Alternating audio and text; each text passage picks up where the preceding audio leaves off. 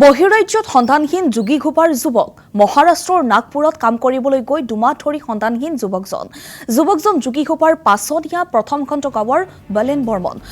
বৰ্মন যোৱা 4 মেত ৰেলৱে নাগপুৰলৈ গৈছিল কামৰ বাবে 6 মেত ৰেল ষ্টেচনৰ পৰা সন্ধানহীন হয় যুৱকজন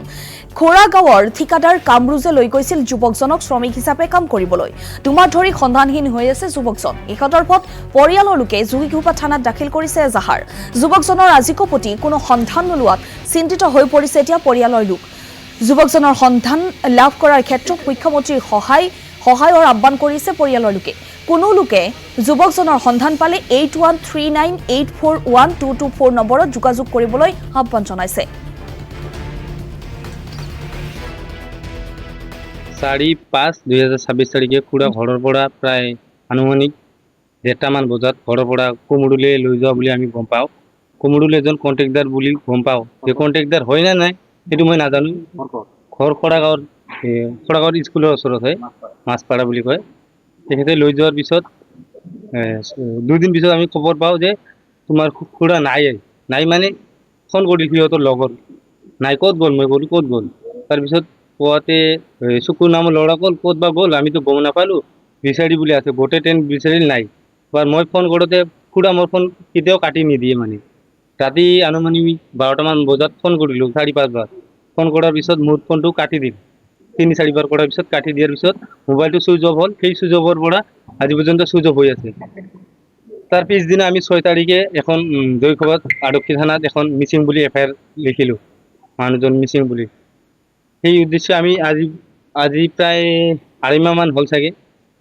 এতিয়াও কোনো খোজ খবৰ পোৱা নাই যদি কোমৰুলে লৈ গৈছে ঘৰত নোকা কৰি নোপূজা কৰি লৈ গৈছে তেনেকৈ লৈ গৈছে আমাক তেনেকৈ মানুহজনক ঘূৰাই দিব লাগিব সেইখিনিয়ে কথা আমাৰ কোমৰুলৰ ভিতৰত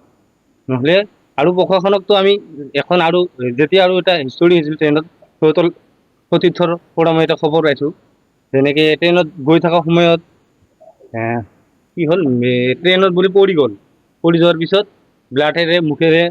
ব্লাড আহিল মুখে নাকেৰে ব্লাড অহাৰ পিছত পুলু নামৰ ল'ৰাটোৱে আমাক সিহঁতে 5 দিন পিছত আহিছিল আৰু ৰিটাৰ্ণ পুলু নামৰ ল'ৰাটোৱে আমাক জনাৰ পিছত আমি এখন আৰু FIR লিখিলোঁ যোগীঘোপা থানা আৰক্ষী নিযুত দিছে সি কামলৈ মই হাজিৰা কৰি দিন খাওঁ দিন কৰোঁ মোৰ মানুহজনকে ঘৰৰ পৰাই সি লৈ যায় কমৰুল ইছলাম হওক নেকি মই ইয়াতে মই আৰু কমৰুলৰ ঘৰত মই গৈছোঁ মই আজি তেওঁলোকে মোক এটা খবৰ নিদিলে মই তথাপি মই নিজৰ ডাঙৰ ল'ৰাটা ভাই মই 2 দিন গৈছোঁ মোক এখন কমৰুলে ক'লে যা ঘৰৰ পৰা ওলাই যোৱা মই ল'ৰা ভাই দেখোন মই একো কিছু পোৱা নাই মই দেখোন কান্দি আহিছোঁ ঘৰৰ পৰা দেখোন সি ক'লে কেছ কৰিলেও একো কৰিব নাপাবি মোক সেনেকৈ কথা এটা জব দি মানে মোক ঘৰৰ পৰা ওলাই দিছে ক'ত গৈছে মই ক'ব নোৱাৰোঁ ঘৰৰ পৰা লৈ গৈছে মোক পিছত মই সেনেকৈ মই ওচৰত মই এখন মই মহিলা মোৰ গাঁও গৌৰৱী মানুহবিলাক মই ৰাইজক মাতিছোঁ মাতি সেনে ক'লে মই এইকেইটাই উদ্দেশ্য লৈছোঁ লৈ সেনা মই হেমন্ত বিশ্ব শৰ্মাৰ ওচৰত মই এইখিনি মই ক'ব লাগে মোৰ অনুৰোধ জনা হ'ল কমৰুল ইছলাম ঠিকাদাৰ কমৰুল হ'ল আজি 2-3 মাহ পৰিল আজি প্ৰায় 2 মাহ পাৰ হ'ল এতিয়াও বলেন বৰ্মনৰ কোনো ধৰণৰ খা খবৰ ওলোৱা নাই আমি ৰাষ্ট্ৰীয় দাবী জনাইছোঁ জিলা প্ৰশাসন তথা অসমৰ মাননীয় মুখ্যমন্ত্ৰী মহোদয়ক যিহেতুকে ট্ৰেইনেৰে যাই আছিল ঠিকাদাৰৰ লগত কমৰুল ইছলাম তেখেতৰ লগত যিহেতু চেন্নাইলৈ